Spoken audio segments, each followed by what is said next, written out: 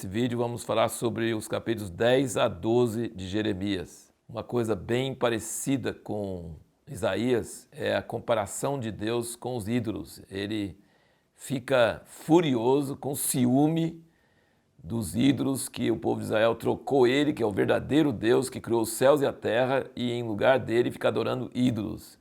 E ele fala fortemente, é ridículo isso aí.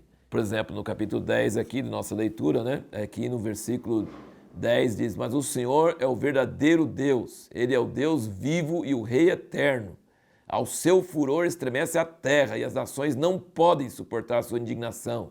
Assim lhes direis: os deuses que não fizeram os céus e a terra, esses perecerão da terra e de debaixo dos céus. Ele fez a terra pelo seu poder, ele estabeleceu o mundo por sua sabedoria e com a sua inteligência estendeu os céus. Aí no versículo 15 ele fala: vaidades são obra de enganos, no tempo da sua visitação virão a perecer, os ídolos, Não é semelhante a esse aquele que é a porção de Jacó, porque ele é o que forma todas as coisas, e Israel é a tribo da sua herança, Senhor dos exércitos é o seu nome. Então, assim como em Isaías, Deus se compara com os ídolos e fala que os ídolos são ridículos e que ele é o Deus que criou os céus e a terra e tudo que existe, inclusive a matéria-prima da qual eles fazem os ídolos, e que ele é o Deus de Israel, ele é o Santo de Israel. Então são as duas coisas que a Bíblia nossa mostra claramente, que Deus é o Criador, o único Deus verdadeiro que criou todas as coisas e que ele é o Deus de Israel. Essas duas coisas são muito claras. Ele escolheu Israel não porque ele ama mais Israel do que os outros, mas porque ele quer mostrar para toda a humanidade a natureza dele, a fidelidade dele. Se ele escolheu Abraão, ele escolheu os descendentes de Abraão depois de Abraão para mostrar a sua fidelidade, a sua natureza e tornar Israel, os descendentes de Abraão, como uma bênção para toda a terra. Hoje nós não temos esses ídolos de pedra e pau e madeira, mas as pessoas servem o dinheiro, servem o Deus Mamon, o Deus das cifras, os Deus dos shoppings, o Deus do materialismo, são coisas materiais também. Então nós temos outros ídolos que não criaram os céus e a terra e que ocupam o nosso tempo, nossa prioridade e que nos trazem segurança. Em vez de olhar para Deus, nós ficamos olhando para coisas, para quanto que nós temos na conta bancária, para segurança em pessoas, em médicos, em remédios, em profissionais, psicólogos. Nós confiamos em coisas visíveis. Então não é que nós estamos num mundo visível, nós precisamos dessas coisas, mas nós não podemos confiar mais nessas coisas do que em Deus. Nós precisamos entender que a moderna idolatria é diferente. E tem um versículo aqui, um versículo meio isolado aqui em Jeremias 10, versículo 23. Eu sei, ó Senhor, que não é do homem o seu caminho, nem é do homem que caminha o dirigir os seus passos. Olha que coisa. Então assim, nós planejamos, nós falamos, amanhã eu vou fazer isso, ano que vem eu vou fazer aquilo. Mas Jeremias diz: eu sei, Senhor, que não é do homem o seu caminho, nem é do homem que caminha ou dirigir os seus passos. A gente planeja, mas Deus é que determina o que vai acontecer. Não é a gente que consegue. A gente faz muitos planos, mas Deus é que determina as coisas que vão acontecer. No capítulo 11, versículo de 1 a 4, nós não vamos ler, mas se você ver mais uma vez, e no versículo 7 e 8, ele fala muito sobre Êxodo 19, quando ele primeiro chamou o povo de Israel lá no Monte Sinai, ele falou: se ouvirdes a minha voz, se atentamente ouvirdes a minha voz, sereis o meu povo e eu serei o vosso Deus.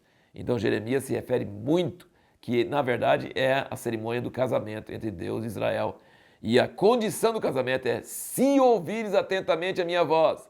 E no livro todo de Jeremias ele diz que o povo não ouve. E ele mandou profetas insistindo, mas eles teimaram em não ouvir e seguiram a obstinação do seu próprio coração. E aí Deus fica como um amante ferido, como um marido que a esposa traiu.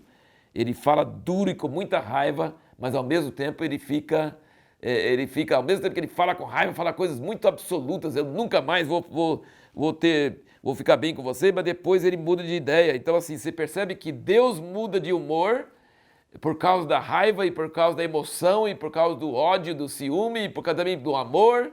Ele fala duro, mas ele fica mal, ele não fica bem. Então assim, e Jeremias também é a mesma coisa. Jeremias representa essa mesma coisa que Deus tem. No capítulo 11, versículo 11, ele diz: portanto, assim diz o Senhor, eis que estou trazendo sobre eles uma calamidade que não poderão escapar. Clamarão a mim, mas eu não os ouvirei. Clamarão a mim, mas eu não os ouvirei.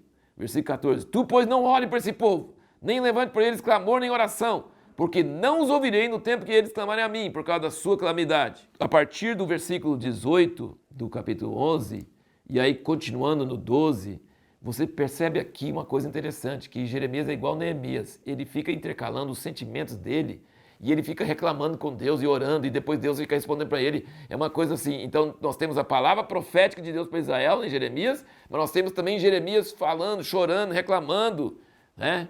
Ele fala assim bastante coisa, depois Deus responde para ele.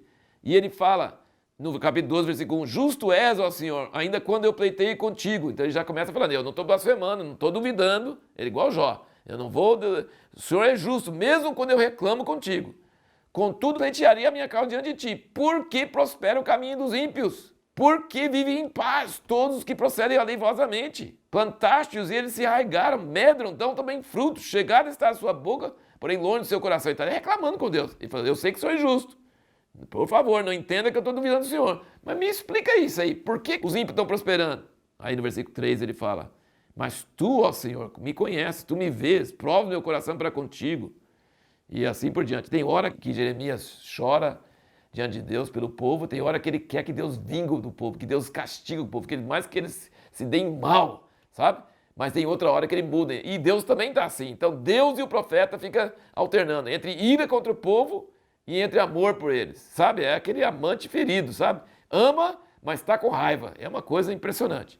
E aí quando Deus responde para Jeremias sobre essa pergunta, por que o ímpio prospera? Versículo 5, é famoso, tem até um livro com esse nome. Se te fatigas correndo com homens que vão a pé, então como poderás competir com cavalos? Se foges numa terra de paz, como has de fazer na soberba do Jordão? Pois até os teus irmãos e a casa de teu pai, eles mesmos se houveram aleivosamente contigo. Eles mesmos clamam por ti em altas vozes. Não te fies neles, ainda que te digam coisas boas. Olha que coisa. Deus está falando com Jeremias. Você já está começando a cansar? Você está correndo com homens ainda. Você ainda vai ver coisa muito pior. Toma vergonha na cara, rapaz. Deus deu uma dura nele. Você está cansado de andar, correr com homens que vão a pé? E aí se for a cavalo? E ele falou assim, não confie em tua família. Coitado de Jeremias, não tinha ninguém a favor dele, nem a família. Ele falou assim, quando eles falam bem com você, não acredite, porque não é verdade, é terrível. Já pensou? E a pergunta que nós vamos responder no próximo vídeo é por que Jeremias desobedece à ordem de Deus para não orar pelo povo dele?